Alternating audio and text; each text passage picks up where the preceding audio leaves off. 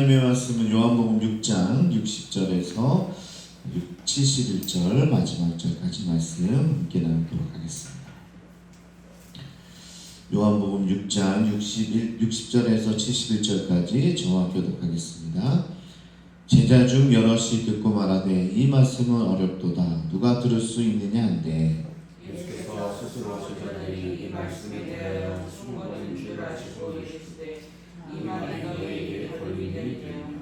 그러면 너희는 이전에 있던 곳으로 올라가는 것을 본다면 어떻게 하겠느냐. 새는 것은 영이니 육은 무익하니라. 내가 너희에게 이른 말은 영이요 생명이라.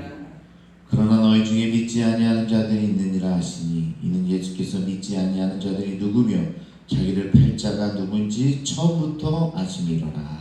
또 이르시되 그러므로 전에 너희에게 말하기를 내 아버지께서 오게 하여 주지 아니하시면 누구든지 내게 올 수 없다 하였노라 하시니라. 그때부터 그의 제자 중에서 많은 사람이 떠나가고 다시 그와 함께 다니지 아니하더라. 예수께서 열두 제자에게 이르시되 너희도 가려느냐. 시몬 베드로가 대답하되 주여 영생의 말씀이 주께 있사오니 우리가 누구에게로 가오리이까. 우리가 주는 하나님의 거룩하신 자이신 줄 믿고 알았사옵나이다. 예수께서 대답하시되 내가 너희 열두를 택하지 아니하였느냐. 그러나 너희 중에 한 사람은 망인이라 하시니 이 말씀은 바로 시몬의 아들 유다를 가리키시니라. 그는 열두 중에 하나로 예수를 팔 자로라. 아멘. 사랑하는 성도 여러분 평안하십니까? 언젠가 말씀드렸던 것 같은데요. 팬과 제자는 어떻게 다른지, 그 중에서도 가장 큰 차이점은 팬은 스타를 쫓아다니면서 극성맞을 정도로 몸과 시간을 바쳐 헌신하는데요. 조금이라도 자기들의 입맛에 맞지 않으면 곧 등을 돌린다는 사실입니다. 반면에 제자는요, 삶을 드리는 것뿐만 아니라 끝까지 자기의 자리를 지키는 사람이죠. 사람들은 자신들이 원하는 것이 아니니 난감해하고 또 생명의 떡이란 도통 무슨 말인지 알 수 없는 이야기를 자꾸 하시니까 어떠세요? 어제 우리가 말씀을 들으면서도 좀 어렵다고 했잖아요. 그러니까 그런 말씀을 2000년 전에 들으니까 뭐 이게 무슨 말인지도 모르겠고 이에 예수님은 더 불쾌할 이야기를 꺼내기 시작합니다. 62절에 이전에 있던 곳으로 하늘로 올라갈 것이다. 예수님의 신성을 이야기하는 것인데요. 하늘로 올라간다고 하니까 이게 무슨 말이냐? 그러면서 사람들의 눈빛이 달라지기 시작합니다. 그리고는 다른 태도를 보이는 거죠. 66절에 예수님을 열광했던 그분만 있으면 모든 것이 좋다고 떠들었던 사람들이 이제 예수님의 등을 지고 떠나게 되는 거죠. 사람들은 보이는 건 육체적인 것만 쫓다가 영적인 것, 더 귀한 것을 보고 오히려 알아차리지 못했다는 거죠. 사람들은 돌아서면서 야, 저 예수가 뭐 그리 대단하냐? 우리가 알던 요셉의 아들이잖아. 나사렛에 무슨 선한 것이 나겠어? 뭐 이런 이야기를 하면서 지금까지 얻은 것도 다 시간만 낭비했네, 허비했네, 헛수고했네, 뭐 이러고 돌아가는 거죠. 여러분, 주님이 이럴 소리 들을 만한 사람입니까? 아니잖아요, 그죠? 정말 시간만 허비한 겁니까? 병도 고침받았고요, 먹을 것도 풍성히 얻었으며 하나님의 말씀을 들었고 구원받을 기회가 생겼는데 사람들, 아니 팬들은요, 자기와 수가 틀어지면 그냥 지금까지 받은 은혜도 헌신짝처럼 버리게 되는 거죠. 받은 은혜도 그냥 아무것도 아닌 것이나 여기는 겁니다. 아무리 주님이시라도 그렇게 아끼고 돌봐주던 사람이 이렇게 욕하면서 돌아선다면 주님의 마음이 어땠을까 하는 생각이 들더라고요. 그러면서 제 마음도 너무 아픈 거죠. 그렇게 쫓아다니면서 그분만이 왕이시여 우리의 메시아는 그렇게 하다가 한순간에 등을 돌리고 떠나가는 모습을 보면서 예수님 마음이 어땠을까. 저도 목회를 하다 보니까 가끔 성도들에게 마음을 다했는데 마음도 몰라주고 오해하고 그러면요 마음이 아프더라고요.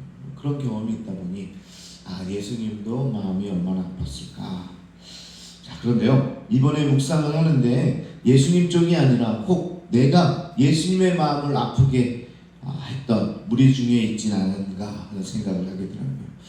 항상 예수님 쪽에서 생각했는데 말씀을 묵상하면서 나의 모습이 혹 무리 중에 있진 않을까. 내게 필요한 것들을 채워주지 않는다고 주님께 퍼부었던 불평들과 그런 행동들, 주님 어디에 계십니까? 왜 들어달라고 몇 번을 얘기했는데 안 들어주십니까? 새벽마다 부르짖은 건 뭡니까? 이럴 때가 있었죠. 예수님께 너무나도 죄송한 마음이 들더군요. 우리가 한 가지 알아야 할 점이 있다면 예수님은요, 우리의 사람들의 선호에 따라 행동하지 않는다는 거죠. 아니, 사람들이 자신에게 어떻게 반응할지도 이미 알고 계셨습니다. 거기에 자묘누구하지 않으시고 그분의 뜻을 오늘 이루어 가시는 거죠. 사람들이 좋아했다고 해서 마음이 편해지고 사람들이 뭐 등을 돌렸다고 해서 예수님이 마음 아파하시고 그렇지 않으십니다. 예수님은 자기의 길을 따라 지금 가고 계시는 거죠. 실은 이번 사건 정확히 1년 후에 6월절에 다음 6월절에 십자가에 넘겨질 일을 미리 보여주는 사건입니다. 이번 6월절에 이런 일들이 일어나는데요. 다음 6월절에는 예수님이 십자가에 달리게 되는 거죠. 예수님은 자신을 그렇게 따르던 사람들의 배신을 미리 경험하고 계신 겁니다. 저는 그런 생각을 해봐요. 예수님께서 그렇게 호산나 다윗의 아들이여 그렇게 칭송을 하다가 며칠 만에 어떻게 십자가의 못으로 십자가에 박고 또 예수님을 저주하는 그런 상황을 받아들일 수 있었을까? 어떻게 예수님께서 받아들였을까? 그런 생각을 해본 적이 있는데요. 예수님은요, 이렇게 1년 전부터 미리 경험하고 있는 겁니다. 사람들의 배신을 경험하고 있는 거예요. 그러면서 그런 힘이 십자가를 묵묵히 지고 나갈 수 있던 힘이 바로 이런 데서 길러지고 있지 않았을까. 그래서 오늘 이 사건도 다 예수님께는 필요한 거죠. 그래서 예수님께서 그런 사람들의 배신을 감내하면서 십자가의 길로 갈 수 있었다는 겁니다. 예수님은요, 스타와 팬의 관계를 원하지 않습니다. 오늘날 교회의 큰 문제 중에 하나가 바로 스스로가 그리스도인이라고 말은 하지만 정작 그리스도를 따를 생각이 없는 예수님의 팬들이 너무나 많다는 거죠. 온갖 혜택을 바라고 예수님의 주위로 몰려들지만 정작 그들은 자신을 희생할 만큼 예수님과 가깝지도 않고 언제든지 예수님을 배반할 사람이라는 겁니다. 교회에 많은 무리가 모여있는데 예수님의 제자는 소수고 많은 이들이 여전히 예수님에 대해 알고 있는 팬으로 살아가는 사람들이 많다는 거죠. 예전에 말씀을 드렸지만 팬은 예수님에 대해 about Jesus, 예수님에 관하여 아는 사람들이고 제자는 예수님을 아는 사람입니다. They know Jesus. 예수님을 아는 사람들이 바로 제자라는 거죠. 관하여서, 들어서, 엄마한테 들어서 그런 아는 정도가 아니라 예수님에 대해서 아는 사람들이 바로 제자라는 거죠. 이번 사건으로 사람들만 떠나는 게 아닙니다. 사람들의 변심은 이 제자들에게도 영향을 미치게 되는 거죠. 아니, 12제자 말고 다른 제자들, 그 주변에 있었던 또 다른 제자들은 또 떠나게 되는 겁니다. 제자들의 눈빛이 흔들리게 되는 거죠.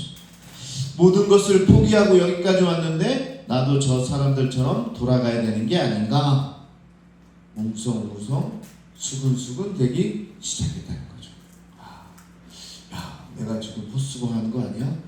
야, 내가 인생을 바쳤는데 여기서 지금 이러고 있는 게 잘못된 거 아니야? 이렇게 얘기를 하기 시작했죠.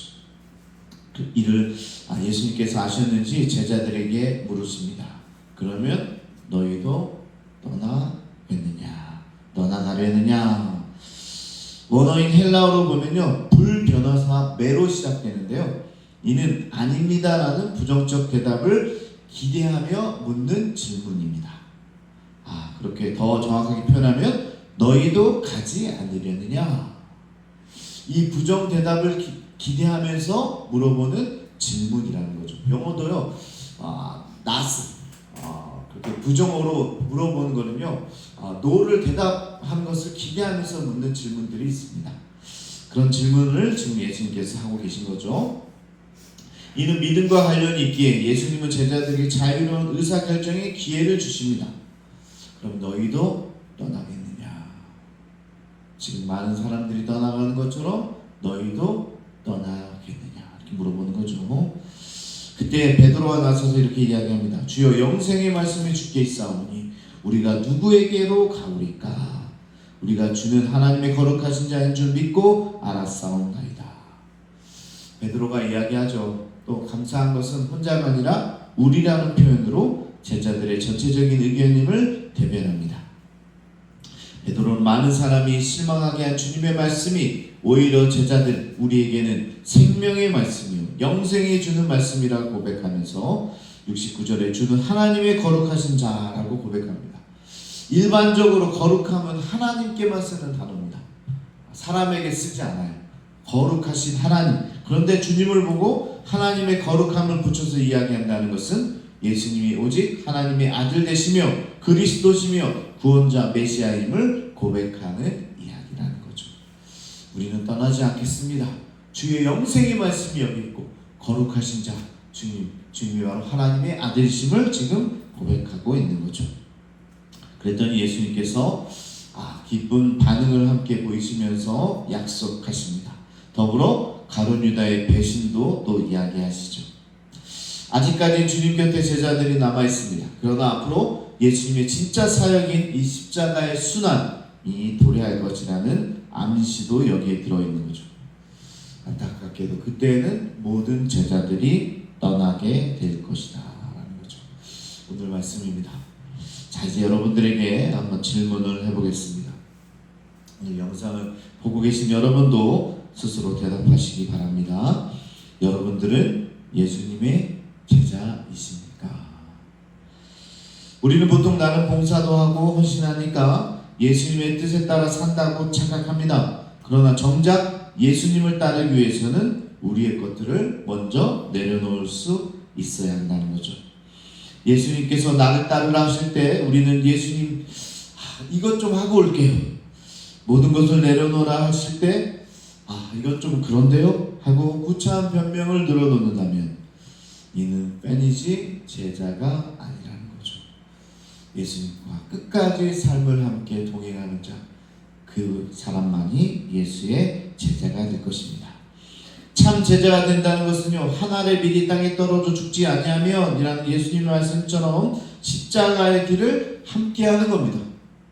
내가 예수님을 믿고 내가 구원받아서 행복하고 좋고 그런데요, 거기에 머물러 있으면 제자가 아니라고 그랬죠. 그것은 정말 처음 믿는 신자일 뿐입니다. 그러나 우리는 신자에서 제자로 나아갈 수 있어야 됩니다.